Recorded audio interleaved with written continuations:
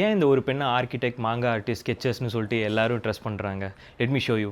This is Sakura's Pigma Micron pen. This is the first pen to use Pigma ink.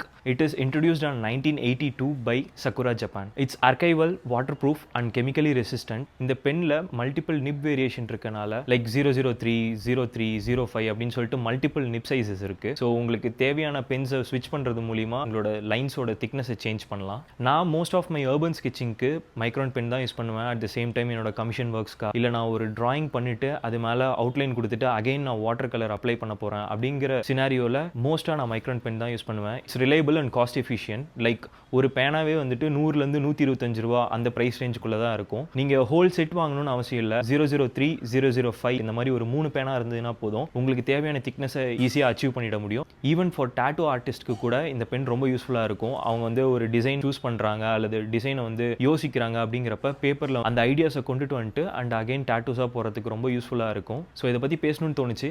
உங்களுக்கு வேறு என்ன டாப்பிக்கில் பேசணும் அல்லது வேறு என்ன ஆர்ட் சப்ளைஸை பற்றி பேசணும்னு சொல்லுங்கள். இதுதான் ஃபர்ஸ்ட் டைம் என்னோட அக்கௌண்ட்டுக்கு வரீங்கன்னா கண்டிப்பாக ஃபாலோ பண்ண மறந்துடாதீங்க. Bye bye, take care, peace out.